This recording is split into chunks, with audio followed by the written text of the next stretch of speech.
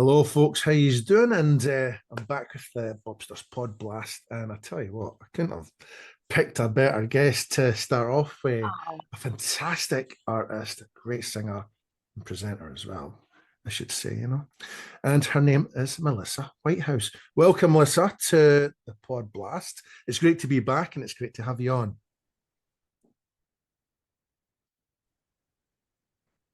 Thank you. Sorry, I lost you there on the link. You went all frozen on me. Thank you That's so much okay. for Don't having worry me about on, that. Bobby. We could get that How edited. are you? Don't we? Yeah, how are you doing? Are you well? I'm fine, thanks. I'm keeping busy myself. It's just like just the work that I'm doing just now. I'm kind of like writing just now and stuff like that. But that's keeping me occupied. But listen, forget about me. What about you? Okay. How are you doing? What about me? I've been so busy. I'm working on the next single at the moment. So Right. had a lot of success with the last single. Yeah. It made over 11,000 stations in the US Mhm. as well. So for a London artist, that was a big Fantastic. achievement because I'm not signed. I've done it independently. So Hmm. that's been a big thing. I did the promo, everything. So that kept me extremely busy. Hmm. And being a So, mum and all the other things that you do in this universe, all the chaos. So yeah, it's kind of like school runs and then kind of doing promo. But yeah, that went really well. And so it's been kind of busy kind of getting the next single done. So Kevin fantastic. Hughes, who's producing the next single, has been frantically busy today on this hot day in the Some, studio. by the way, you So know what? It's like started off dull. I mean, I'm in Edinburgh, and it's really still warm. It was a little bit chilly this morning, but yeah. it's just as we're getting late at night, we're getting the really hot weather for some reason. It's It's getting odd. it's really hot here But today. So London must be absolutely scorching just now. it is, yeah, yeah. I won't say bikini weather, but we're getting there. Totally. So listen, what I was going to ask you was, I mean, obviously to do your music independently, that's an achievement on its own. But what if going back to obviously back in the day, when did you actually realize that you could sing? Any recollection of that? Um, I used to be one of those annoying kids at school, primary school, when it used to be kind of the teacher saying, "Put your hand up. Who would like to come forward and sing this or read this?" And it was like me, me, me. I always knew that I enjoyed that. It wasn't showing off. It was just kind of the enjoyment.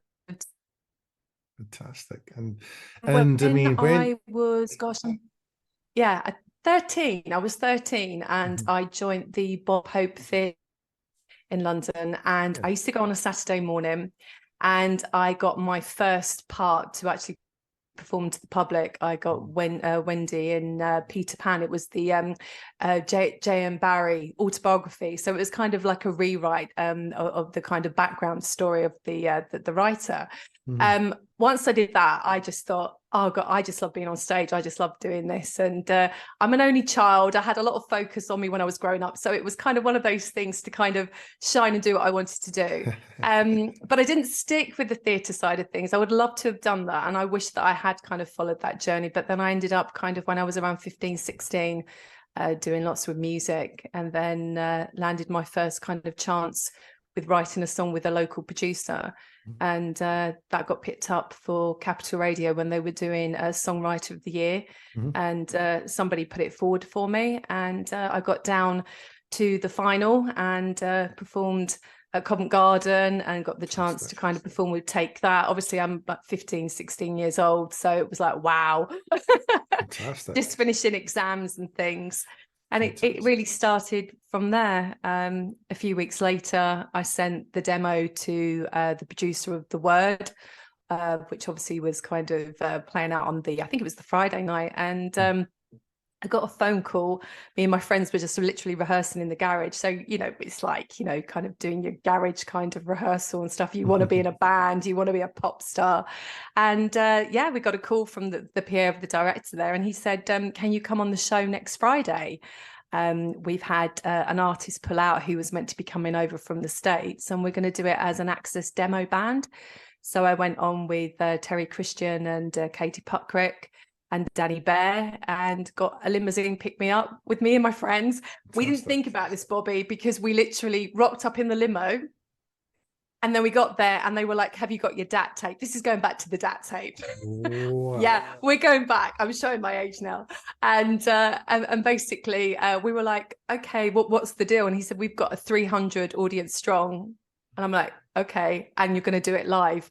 We did not do any rehearsal. We literally rocked up and we literally just kind of did our thing. Fantastic. And it took off from there.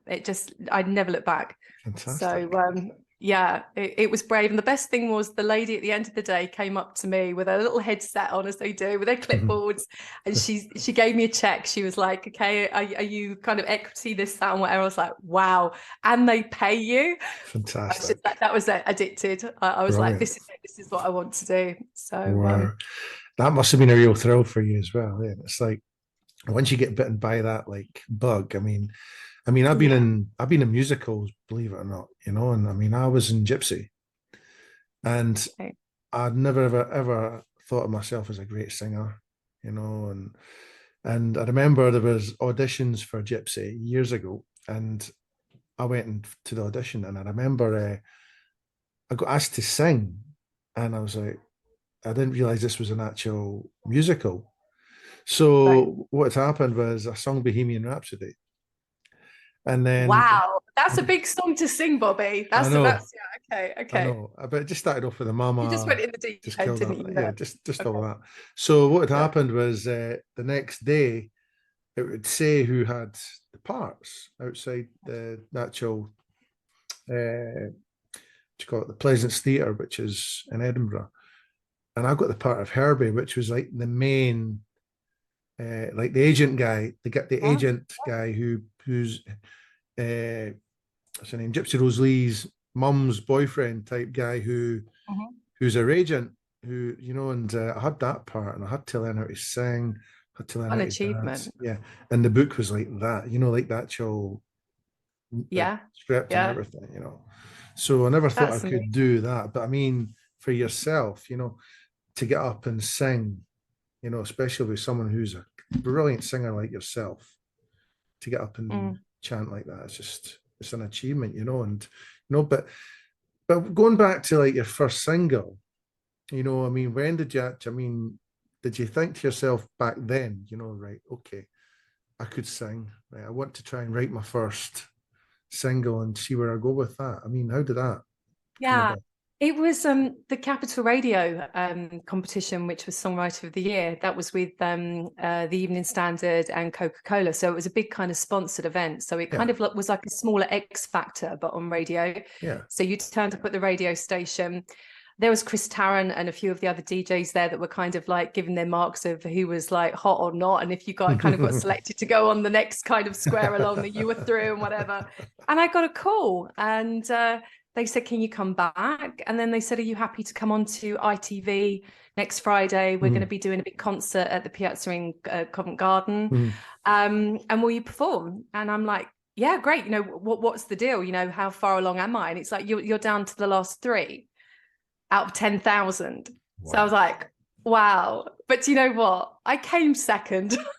But that's been my tenacity of determination in this industry, because I think if I came first at that point, being so young, I think it might have gone to my head a bit. And I think that was a really good thing for me, that it was healthy at that age to work. Yeah, but I mean, even if you came second, you know, to 10,000, it was a big achievement. Yeah, it's a massive achievement. But also the fact it's like, well, talent stands out as well, Melissa. And it's like, you know, it's like if you go for an audition or for anything, you know, and it's like if you don't get a particular role, obviously that role that you auditioned for wasn't for you.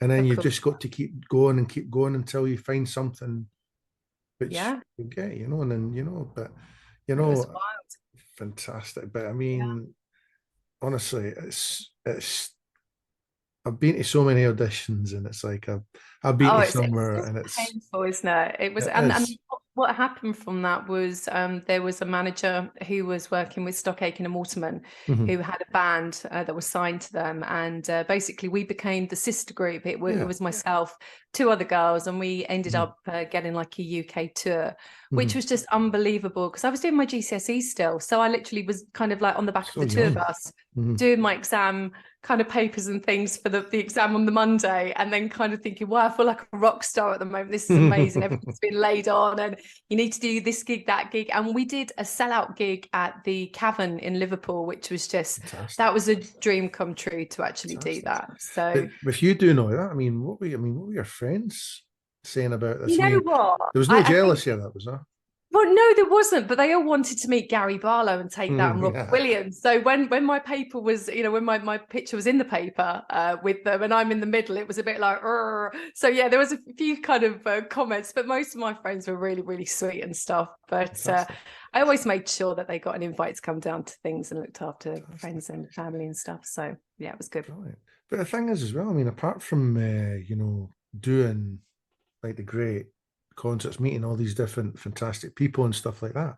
I mean, you've even been getting involved in stuff like the Prince's Trust. I mean, that's brilliant on its own. I mean, how did that come about? That was amazing. So I used to work at Capital Radio. I used to be the personal assistant to Richard Park, which I think that was one of my biggest learning grounds. They'd just taken on Wildstar record label in-house, which was great. And they'd just signed Craig David. So it was amazing to be part of that team, to kind of see that come from ground zero to kind of, he came up from Southampton with his demo tape. Obviously, he'd got his sign-in, and we worked on his first album there, which was just amazing. And then working for Capital, obviously the Prince's Trust had the connection with everything done at the Party in the Parks, which obviously was the huge event with all the musicians that used to kind of perform every year.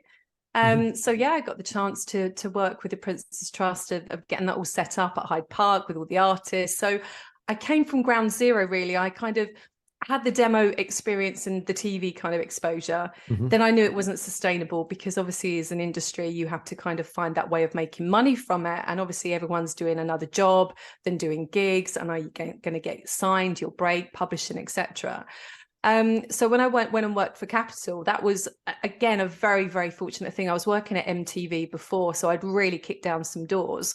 And I got headhunted from MTV to go and work for Richard, which was great. So when I was there, that was about most probably 2.5 years. It just kind of like gave me the chance to kind of see how these events were put together and how it worked for the artist. I wanted to be that artist. I wanted to see what went on backstage, how the band came together, how the live sound checks were coming together, everything. So that was just the best learning ground ever, because you would see it as a performance, but then you'd also see the radios.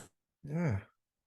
Seeing how they would chart, everything. Yeah. Absolutely. And it's like, I mean, you're seeing all these different parts of like different it's just, and you're meeting different people, and it's just like to get involved with something like that as well is that was amazing, and obviously what good that does, and the nurturing of kind of supporting the younger people that want to get into the arts. And you know what I mean, normally in the arts, people who are like singers and even actors, it's like sometimes it can be a dog eat dog type of thing, it's like, but for people to actually nurture talent, and hold on, that's it.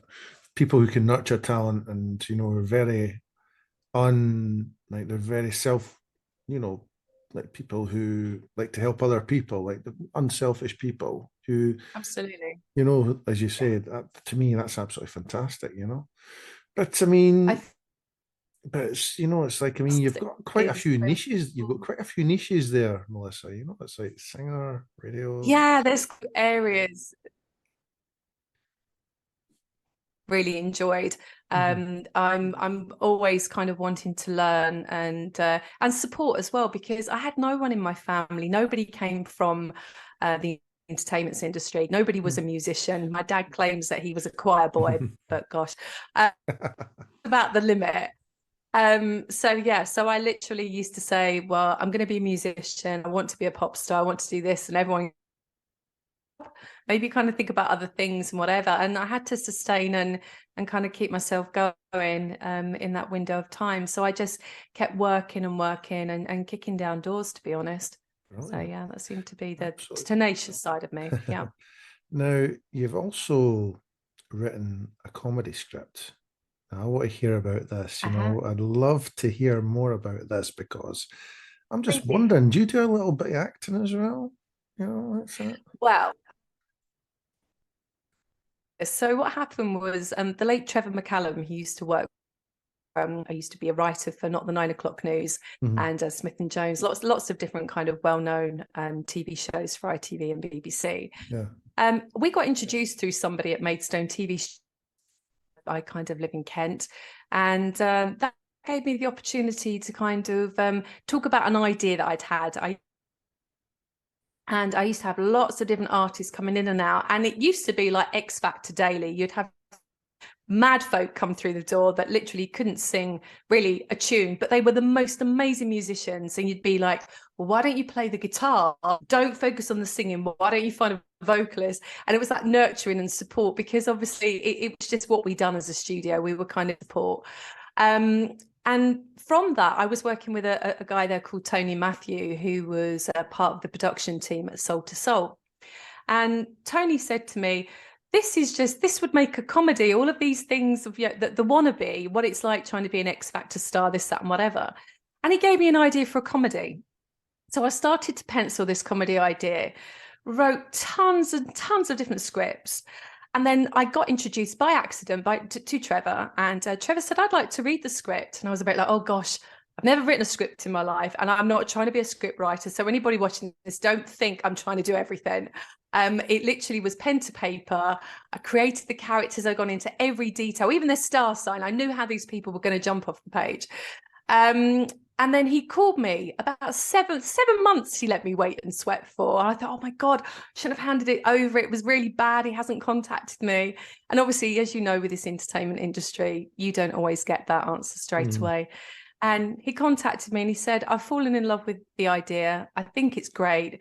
You need some support of how to write a script. I was like, okay. And he said, I'm willing to give you half a day every week over the next X amount of months, and I will get you your first script so you can basically pitch it into obviously a channel. Brilliant. Oh my God, this is a dream come true. So we worked through everything. And then he said, we need to find some actors and actresses that will help to do the pilot. So I was like, okay. So we ended up getting some amazing people on board for the pilot. The wonderful Julie Peasgood. We ended up with Tony Blackburn. We ended up with Robert Harley. We just had some amazing people that kind of came on board. And little old me, that literally was like the mum, the girl next door, had written this script. Everyone's like, we really like this, and I really like the character. And I actually landed a production deal just before COVID with it.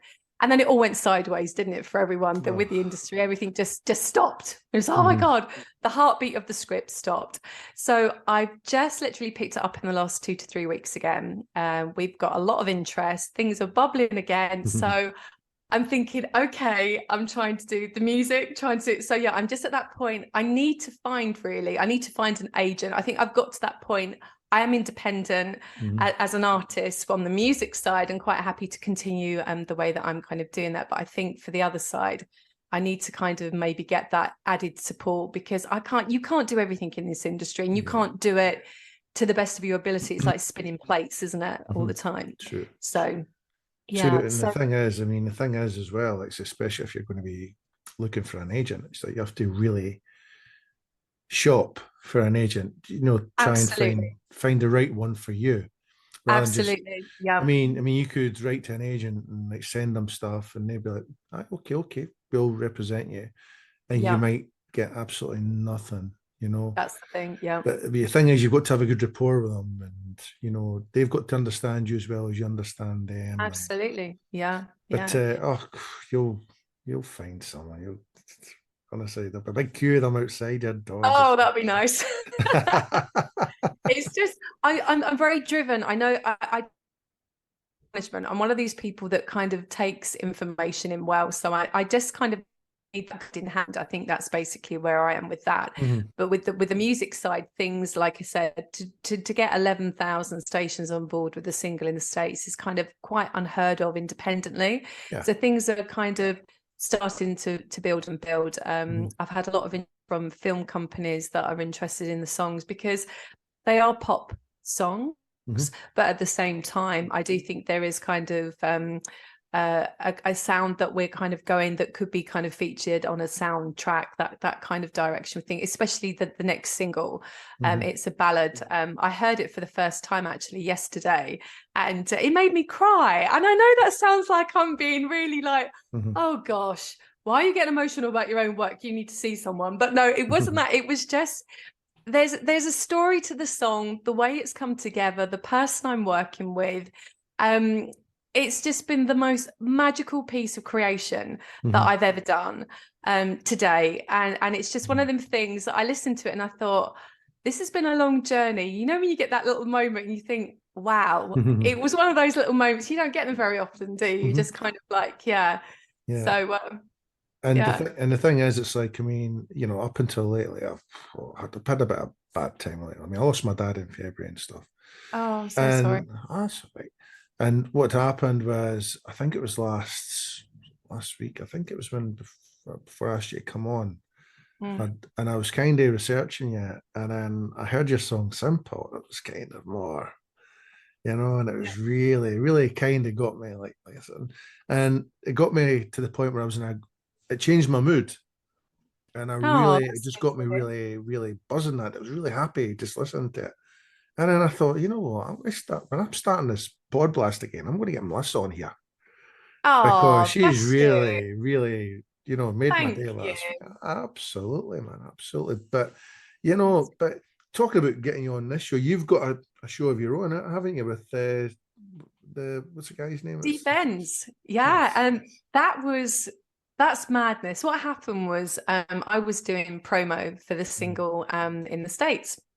I had a wonderful introduction to Steve Benz, who Mm-hmm. obviously has got stations out in Chicago, New York, and Los Angeles. Mm-hmm. And he just said to me, he called me one, he said, do you fancy doing a co-host with me on the American station? I'm like, what will that involve? What have I got to do? And I'm thinking, oh, gosh. And he said, just literally come on. We'll do kind of a free fall. And I said, what does that mean? He said, well, come on the show and just trust me. Just trust me. And I'm like, okay. And I thought, this is a big thing to do when you work in this industry. Trust me. Someone going to carry you. What am I going to do? So I ended up getting a phone call back to say, we're going to do a show. It will be live, no pre-records. It will be live on the 4th of July, primetime breakfast in America.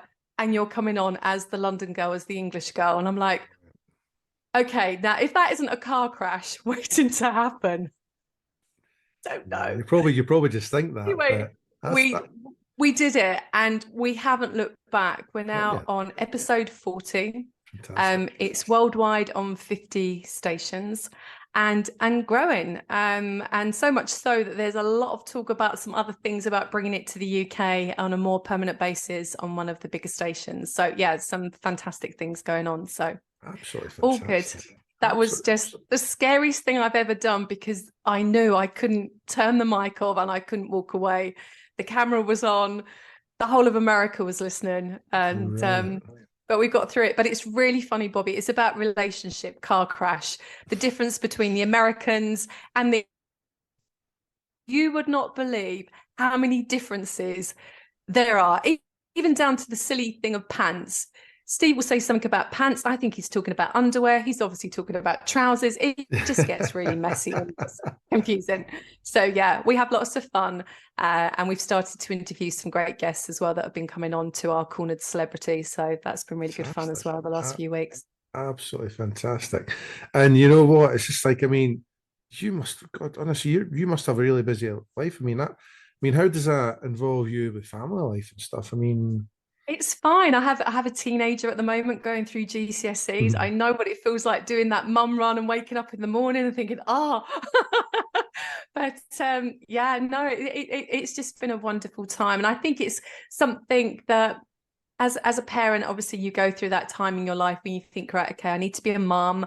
How am I going to do this? How am I going to balance this? For the first 6-7 years, I had my recording studio with Tony Matthew, which was great. So we had some amazing artists coming through. mhm. But I remember my son was only, gosh, I'm just trying to think then. He must have been about 2.5, 3.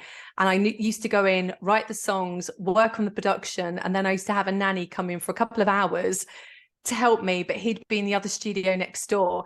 So it was kind of like, quickly go for a couple, quickly go and be professional, write another lyrical line and come back in and think, what am I doing?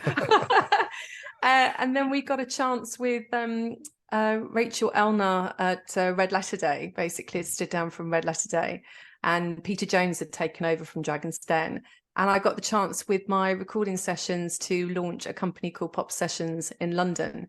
So it was giving the general public the chance to record with my team, but in the studios where all the big stars basically recorded. So that gave me my finance and support as a parent to kind of carry on being a parent and be at home without having to have the nanny, etc., and to build my music and catalogue. And I ended up getting my deal with Peer Music for my publishing. So yeah. So what does your son think about you doing everything? Just, do you know what? He's a little bit like Kevin the teenager at the moment. You kind of a few grunts, a bit here and there.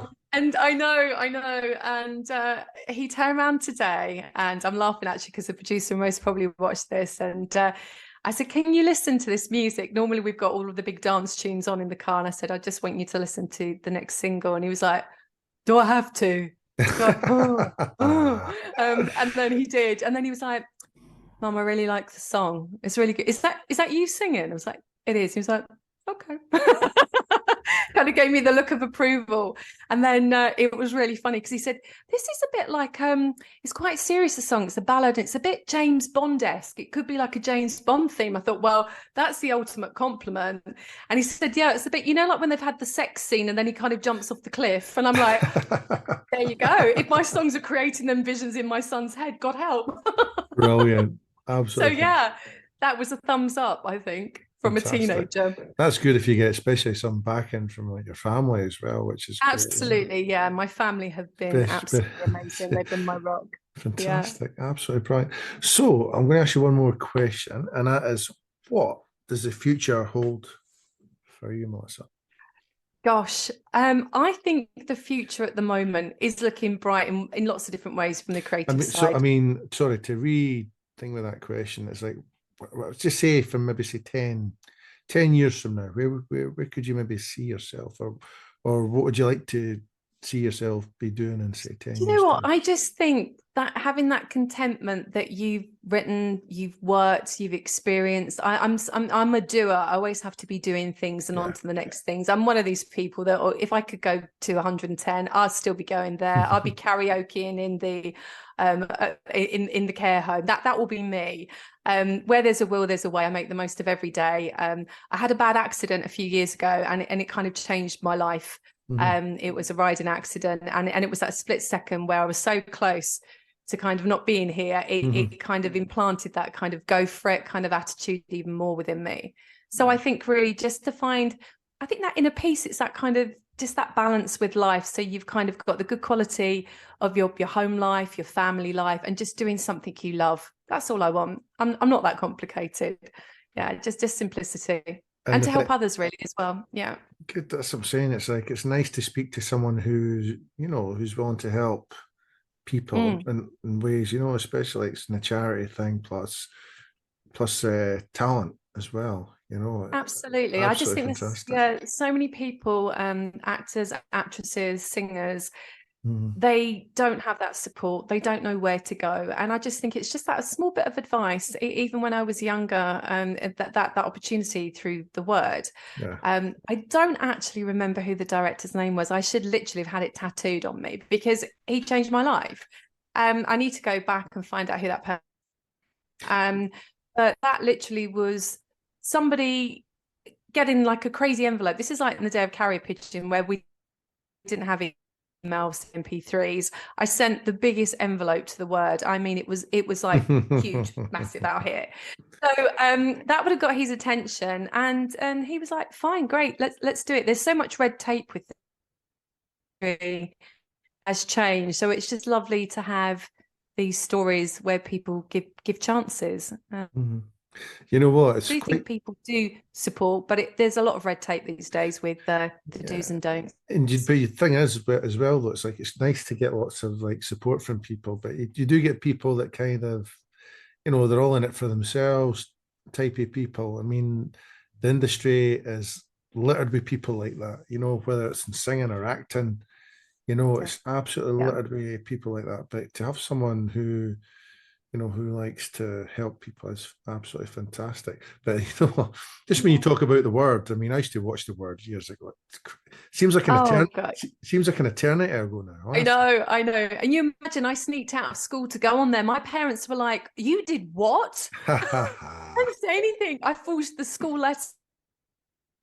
Fantastic. So, but I think what you were about to say as well, I think it's how people value success in this industry as well. It's that iceberg effect. Unless you're number one in the charts, Yeah. unless you're in the number one hit film or this, that, or Mhm, whatever, or are you not doing that well at the moment or whatever? But mhm. it's what's going on underneath that surface of that water, how Yeah. you sustain yourself in your life, what you do. Mhm. Yeah, I just think just being tenacious in this industry is a key Quite thing. right. You're going to get every knock, but embrace them knocks and Mhm.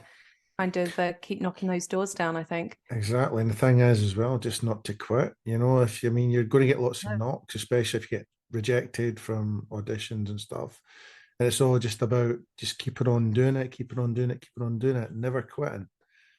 And, you know, and your chance will come if you. So when you have the moments when you think, actually, I don't really, yeah, exactly. You think, oh, I don't fancy doing that today, whatever. And then you think, oh God, Mhm.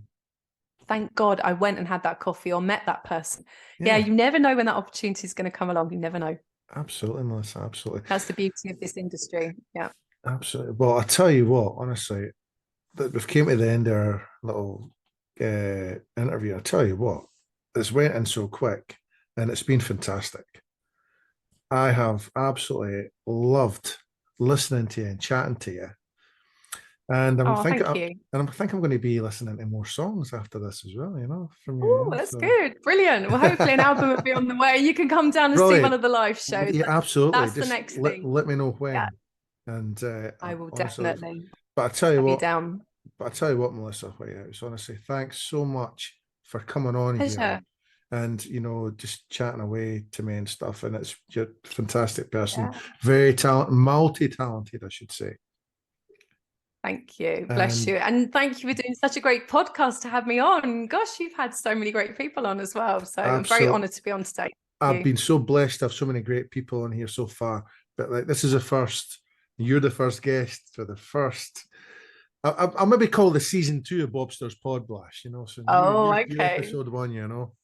But Oh, fantastic. Number one. I like that. Brilliant. But Melissa, thanks so much for coming on, Pleasure. and I'll be keeping updated with what you're doing in your career and stuff, Absolutely. and I'll Absolutely. be promoting you on social media and stuff as well. So, Thank you so much. Thank you. Thanks to you but and all your listeners. listen, have a lovely night, and And you speak to you again soon. Okay. very soon. Take care, Bobby. Thank you. All the Okay. best. Bye. Bye, Melissa. Hey, folks. I hope you enjoyed the video. Like, subscribe, and comment. And thanks for watching.